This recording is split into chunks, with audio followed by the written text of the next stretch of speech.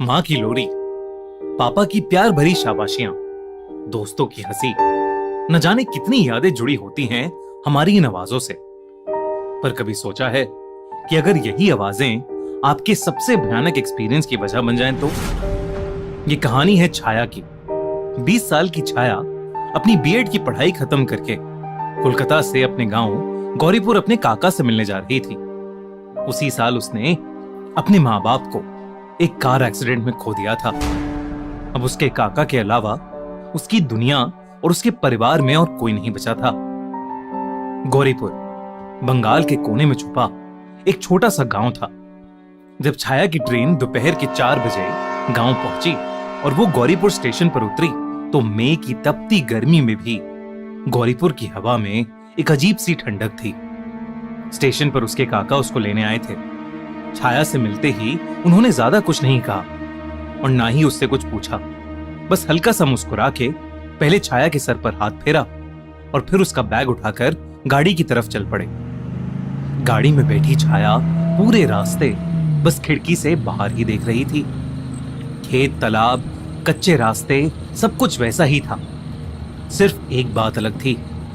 भरी शाम में भी गलियां सुनसान पड़ी थीं। न बच्चे बाहर खेल रहे थे और न औरतें पेड़ों के नीचे बैठकर बातें कर रही थीं। उसे ये बात बहुत अजीब लगी। उसने जब इसकी वजह अपने काका से पूछी तो उसके काका ने बात बदल दी। छाया के काका उनकी खानदानी कोठी में रहते थे। गांव से थोड़ा बाहर पीपल के घने पेड़ों से घिरी एक कोठी, जिसकी छत से गांव का तालाब दिखता था। कोठी के अंदर घुसते ही छाया की बचपन की यादें ताजा हो गईं। उस रात छाया ने अपने कमरे में ही खाना खाया और थकान की वजह से वो जल्दी सो गई। अगली सुबह उसे काका के साथ गांव के बाजार जाना था। रात के 2 बज रहे होंगे जब छाया की आंख अचानक खुली। उसकी चद्दर जमीन पर गिरी हुई थी। वो जैसे ही अपनी चद्दर उठाने झुकी, उसे अपने कमरे के बाहर से एक आवाज आई। उसने थोड़ा गौर से सुना तो उसे लगा कि शायद कोई उसे बुला रहा है। छाया, वो छाया, छाया, वो छाया। दोस्तों जैसे निशिडाक छल से लोगों को मारती है, वो आवाज सुन के एक पल को उसका मन खुश हो गया, पर दूसरे ही पल उसके हाथ पैर ठंडे पड़ गए। वो आवाज तो उसकी माँ की थी, पर ये कैसे हो सकता था? छाया ने फिर से, इस बार बहुत ध्यान से उस आवाज को सुनने की कोशिश की और दरवाजे की तरफ गई, पर उसे कुछ सुनाई ही नहीं दिया। शायद वो अभी भी नींद में ही थी। उसने सोचा कि उसकी माँ की आवाज उसके सपनों में ही सुनाई दे सकती है। ये सोचकर छाया वापस सोने चली गई। अगली कुछ रातें बिल्कुल नॉर्मल थीं, पर किसी न किसी वजह से छाया उस कोठी में ढंग से सो नहीं पा रही थी। हर रात उसे उम्मीद रहती थी कि वो आवाज उसे फिर से सुनने को मिलेगी, भले ही सपनों में ही सही। एक ऐसी ही रात वो सो ही नहीं पा रही थी। कई बार करवटें बदलने के बाद हार मानकर वो अपने बिस्तर से उठ गई। उस रात उसे उस कमरे में एक अजीब सी घुटन हो रही थी और इसलिए उसने अपनी माँ का दुपट्टा ओढ़ा और वो खुली हवा के लिए कोठी की छत पर चली गई। छत पर एक खाट पे बैठकर छाया उस गांव के तालाब को देखने लगी। इतने अंधेरे में भी वो तालाब न जाने कैसे साफ दिख रहा था। दूर दूर तक कोई आवाज नहीं थी, बस रात का सन्नाटा। अचानक छत का इकलौता बल्ब बंद हो गया। पुराने घरों में ऐसा अक्सर होता था। छाया ने यही सोचकर अपने फोन की टॉर्च ऑन की। अचानक छत की सीढ़ियों के पास से फिर वही आवाज आई। छाया, बेटा छत पर ठंड लग जाएगी, नीचे आ जा। वो आवाज सुनते ही छाया का शरीर मानो वहीं जम गया।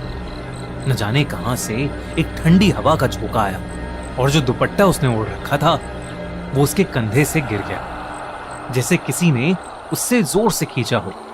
मेरे पास आजा छाया, कब से बुला रही हूं। इस बार वो आवाज बहुत पास से आई थी, जैसे कोई उसके कान में फुसफुसा रहा हो।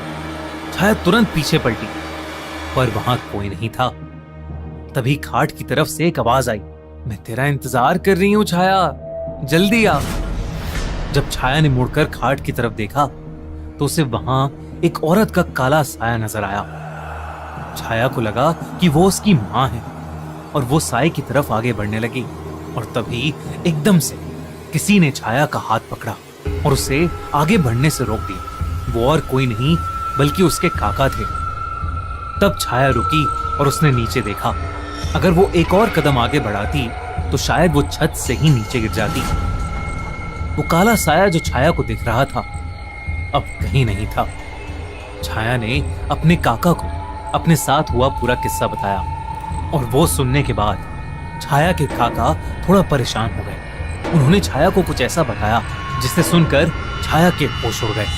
उसके काका ने बताया कि शाम को वो गांव इसलिए सुनसान हो जाता है क्योंकि वहां से लोग गायब हो रहे हैं। गांव के पंडित जी के मुताबिक गांव पर एक निशी डाक का साया पड़ चुका है। निशी डाक एक ऐसी आत्मा है, एक ऐसी चुड़ैल जो रोज किसी ना किसी को अपने साथ ले जाने आती है। किसी ने आज तक उसे देखा तो नहीं है, पर जो भी गायब होता है कुछ दिन बाद उसके शरीर के टुकड़े मिलते हैं जंगल से। पहले तो सबको लगा कि ये किसी जानवर का काम है, पर गांव के लोग रात में अजीब अजीब आवाजें सुनने लगे, मानो उनका कोई जानने वाला, उनका कोई करीबी उन्हें पुकार रहा हो। और जो पलट के उस आवाज के पास चला जाता है तो वो फिर कभी जिंदा नहीं मिलता। उसके काका ने उसे चेतावनी दी कि आगे से उसे कोई भी आवाज सुनाई दे तो वो उसकी तरफ ना जाए, भले ही वो उसके माँ बाप की आवाज क्यों ना हो। छाया की दादी उसे बचपन में सुलाते वक्त बोलती थी कि अगर रात में कोई आवाज लगाए तो जाना नहीं, निशी डाक आएगी और उठाकर ले जाएगी। उसे हमेशा से लगा था कि निशी डाक सिर्फ दादी की कहानियों में ही होती है, पर अपने काका की बातें सुनकर वो थोड़ा घबरा गई थी। अगले दिन छाया का मन घर पर नहीं लग रहा था। उसे एक अजीब सी बेचैनी हो रही थी।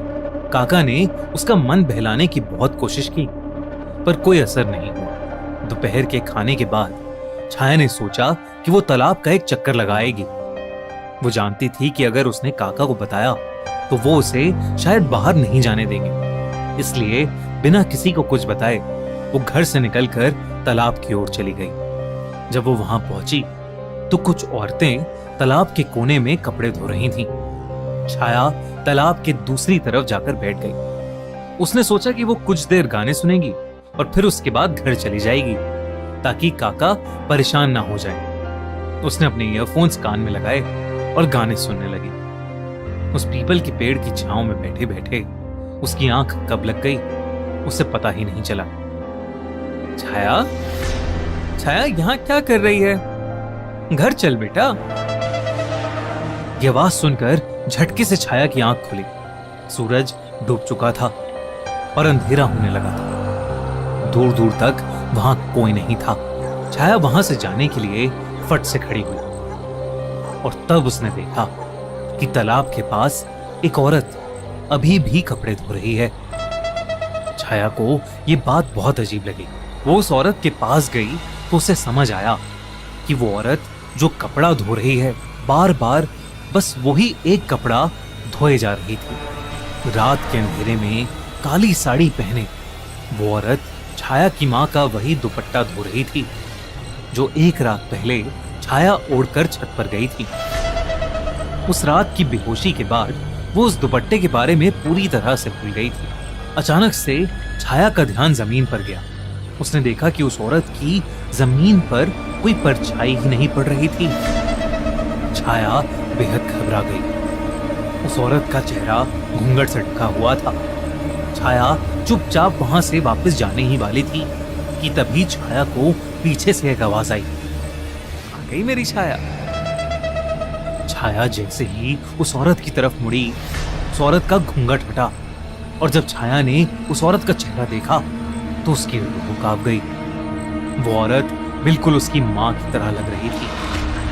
छाया अपनी मां को देखकर खुद को रोक नहीं पाई और जाकर उस औरत के गले लग गई। और तभी उसने देखा कि उस औरत के बाल बिल्कुल बिखरने लगे हैं और उसका चेहरा काला पड़ने लगा है।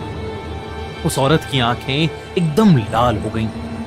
वो अपने चेहरे पर एक भयानक मुस्कान लिए छाया को देखे जा रही थी। छाया को अब समझ आ गया था कि उसका सामना आज एक निशी डाक से हुआ है।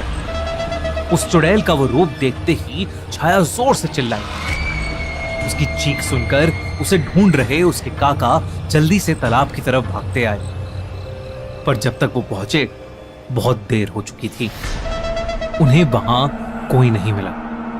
अगर कुछ मिला तो वही पुराना दुपट्टा और छाया का फोन। छाया को ढूंढने के लिए उसके काका पूरी रात भटके, और जब वो आखिरी बार तालाब के पास आए तो उन्हें जंगल की तरफ से छाया की प्यारी सी आवाज उनके कानों में गूंजी। काका, आप आ गए क्या काका?